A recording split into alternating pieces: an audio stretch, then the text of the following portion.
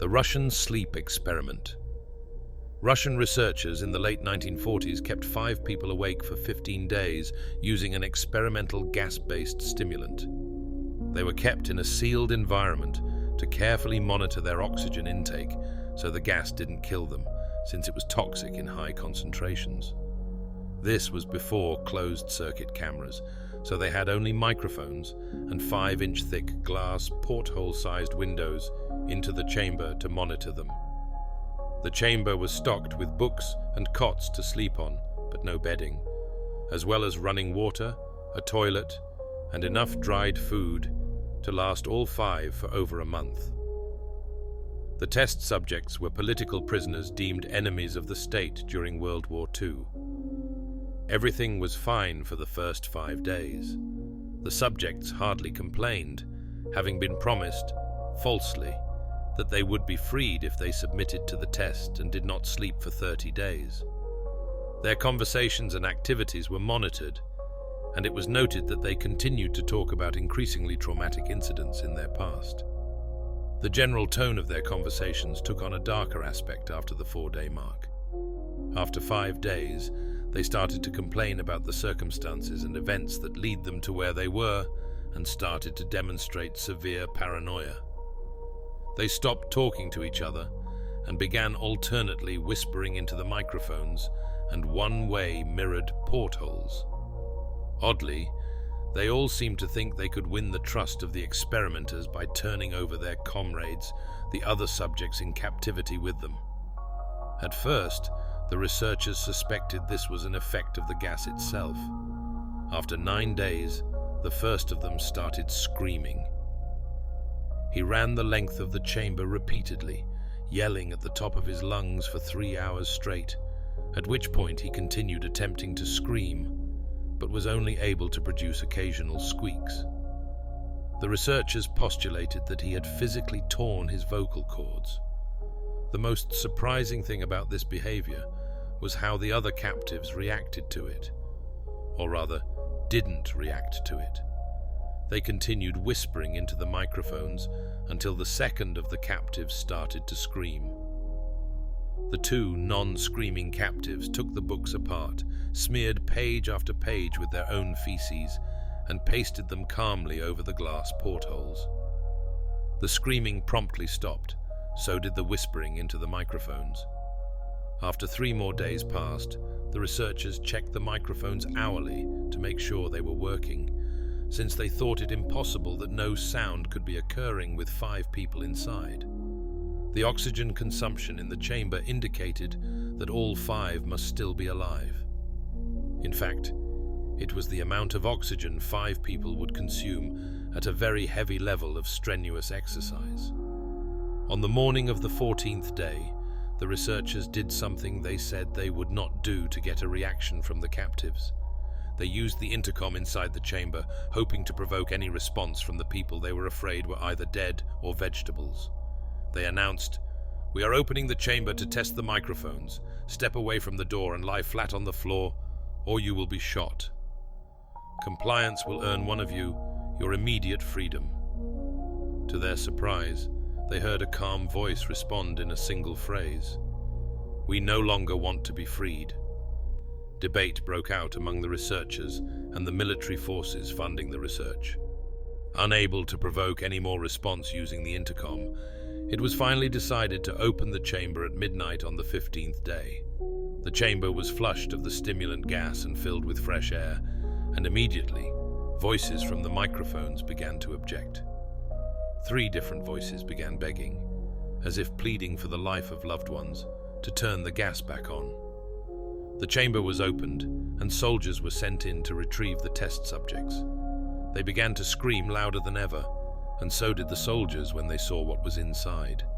4 of the 5 subjects were still alive, although no one could rightly call the state that any of them in life. The food rations past day 5 had not been so much as touched.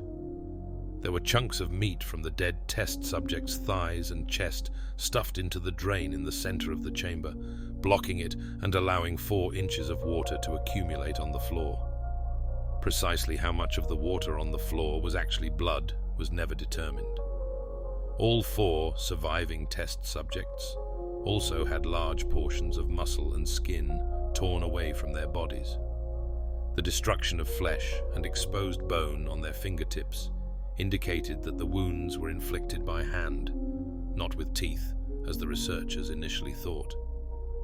Closer examination of the position and angles of the wounds indicated that most, if not all of them, were self-inflicted. The abdominal organs below the ribcage of all 4 test subjects had been removed.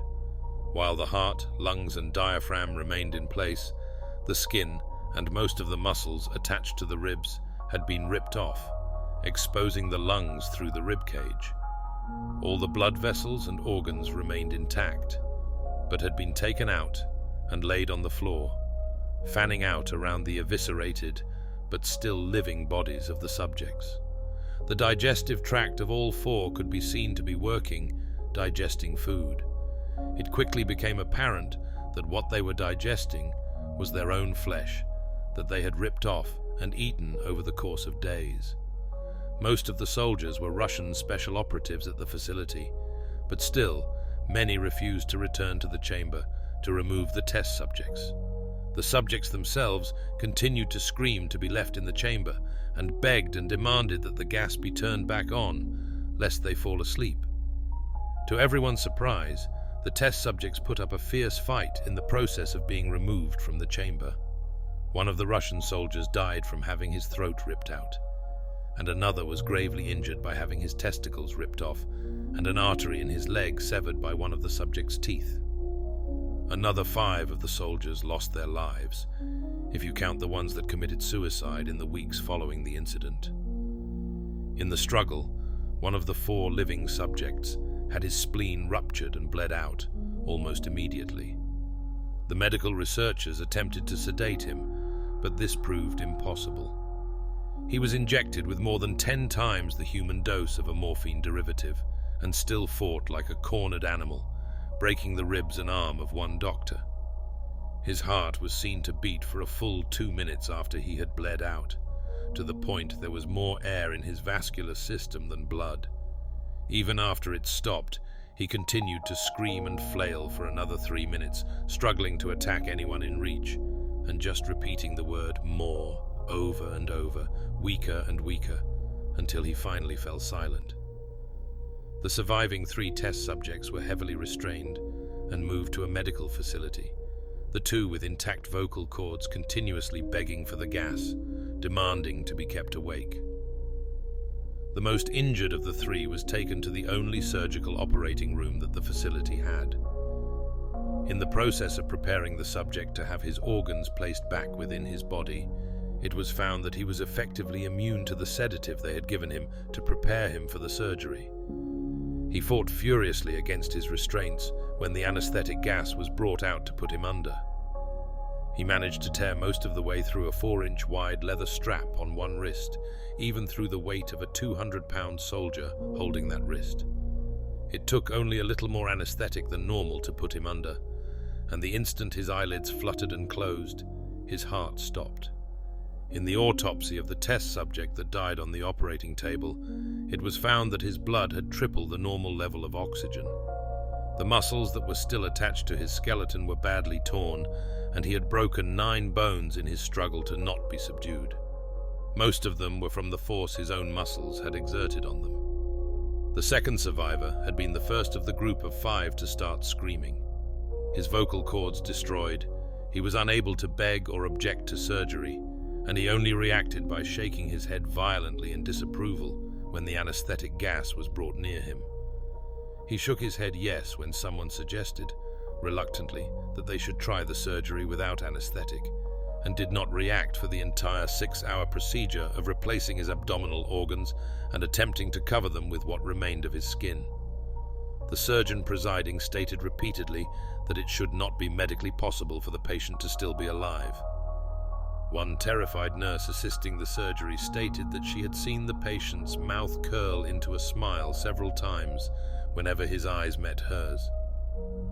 When the surgery ended, the subject looked at the surgeon and began to wheeze loudly, attempting to talk while struggling. Assuming this must be something of drastic importance, the surgeon had a pen and pad fetched so the patient could write his message. It was simple. Keep cutting. The other 2 test subjects were given the same surgery, both without anesthetic as well, although they had to be injected with a paralytic for the duration of the operation. The surgeon found it impossible to perform the operation while the patients laughed continuously. Once paralyzed, the subjects could only follow the attending researchers with their eyes. The paralytic cleared their system in an abnormally short period of time, and they were soon trying to escape their bonds. The moment they could speak, they were again asking for the stimulant gas. The researchers tried asking why they had injured themselves, why they had ripped out their own guts, and why they wanted to be given the gas again. Only one response was given: I must remain awake.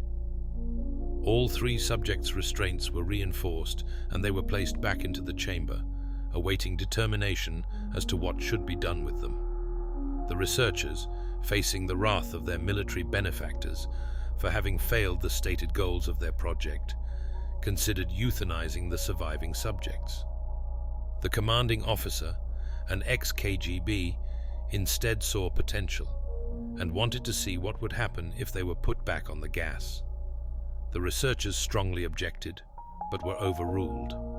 In preparation for being sealed in the chamber again, the subjects were connected to an EEG monitor and had their restraints padded for long-term confinement. To everyone's surprise, all 3 stopped struggling the moment it was let slip that they were going back on the gas. It was obvious that, at this point, all 3 were putting up a great struggle to stay awake. One of the subjects that could speak was humming loudly and continuously. The mute subject was straining his legs against the leather bonds with all his might. First left, then right, then left again for something to focus on. The remaining subject was holding his head off his pillow and blinking rapidly. Having been the first to be wired to the EEG machine, most of the researchers were monitoring his brainwaves in surprise. They were normal most of the time, but sometimes flatlined inexplicably. It looked as if he were repeatedly suffering brain death before returning to normal. As they focused on paper scrolling out of the brainwave monitor, only one nurse saw the man's eyes slip shut at the same moment his head hit the pillow. His brainwaves immediately changed to that of deep sleep, then flatlined for the last time as his heart simultaneously stopped. The only remaining subject that could speak started screaming to be sealed in now. His brainwaves showed the same flat lines as the one who had just died from falling asleep. The commander gave the order to seal the chamber with both subjects inside, as well as 3 researchers. One of the named 3 immediately drew his gun and shot the commander point blank between the eyes, then turned the gun on the mute subject and blew his brains out as well. He pointed his gun at the remaining subject, still restrained to a bed, as the remaining members of the medical and research team fled the room. "I won't be locked in here with these things, not with you," he screamed at the man strapped to the table. "What are you?" he demanded. "I must know," the subject smiled. "Have you forgotten so easily?" the subject asked. "We are you.